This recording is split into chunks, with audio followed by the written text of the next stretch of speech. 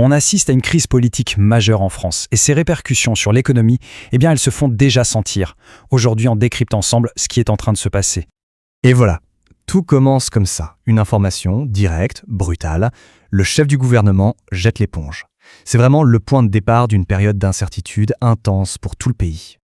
Alors, pour bien comprendre ce qui se joue, il faut regarder d'un peu plus près la mécanique constitutionnelle qui s'enclenche. Comment est-ce qu'une simple démission peut, au final, paralyser tout un pays ? Il faut bien voir que ce n'est pas juste un départ individuel, c'est un véritable effet domino. Le gouvernement, par nature, est solidaire de son chef. Donc son départ entraîne mécaniquement la chute de tous les ministres. En gros, sans chef, il n'y a plus d'orchestre. Face à cette situation, le président de la République se retrouve avec 2 cartes en main, pas une de plus.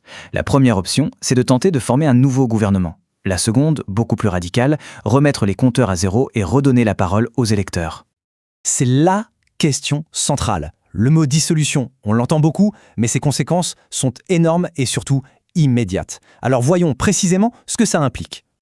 Le point crucial ici, c'est l'arrêt quasi total du pouvoir législatif. Du jour au lendemain, plus de députés, plus de vote de loi. Le pays est littéralement mis en pause. Le gouvernement, lui, se contente de gérer le quotidien en attendant le verdict des urnes. C'est un véritable électrochoc institutionnel. Il faut bien comprendre que la dissolution, c'est un vrai pari, un coup de poker. L'objectif, bien sûr, c'est de clarifier la situation, d'obtenir enfin une majorité solide pour gouverner. Mais le risque, il est immense. Si les élections renforcent l'opposition, le président se retrouve encore plus affaibli et le blocage peut même s'aggraver. C'est une manœuvre à très, très haut risque. Bon, passons maintenant à l'autre facette de cette crise, parce que l'incertitude politique, ça a un coût bien réel. Et l'économie, elle, n'attend pas la fin des manœuvres politiques pour réagir. 76%, c'est énorme. C'est la part des patrons de PME qui appuient sur le bouton pause. Face à l'incertitude fiscale, réglementaire, les projets d'investissement, qui sont quand même le moteur de la croissance, sont tout simplement gelés. Sans surprise, la nervosité gagne immédiatement les marchés.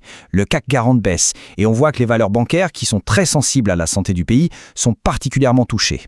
Les investisseurs étrangers, eux, se mettent en retrait. Le message est on ne peut plus clair, l'incertitude fait fuir les capitaux.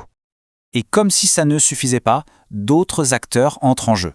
Les agences de notation. Fitch, Moody's, S&P. Leurs noms peuvent sembler un peu abstraits, mais leur opinion sur la dette de la France est absolument cruciale. C'est une véritable chaîne de conséquences qui risque de se mettre en place. L'instabilité politique qui dure, combinée à des déficits déjà élevés, ça alerte les agences. Et si elles dégradent la note, ça veut dire que l'État payera plus cher pour emprunter, ce qui ne fera qu'aggraver la situation budgétaire. C'est un vrai cercle vicieux. On arrive vraiment au cœur du problème. Cette crise, ce n'est pas juste une agitation politique passagère, c'est un moment de vérité qui engage l'avenir économique et institutionnel du pays tout entier.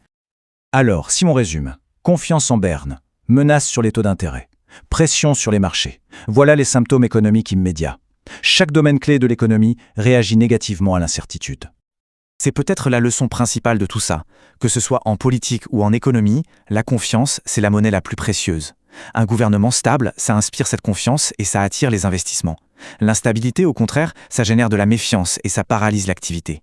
Et on termine sur cette question qui reste totalement ouverte. Cette décision de dissoudre l'Assemblée, est-ce que c'est vraiment la clé pour sortir de l'impasse ou est-ce que ça risque au contraire de plonger le pays dans une paralysie encore plus profonde ?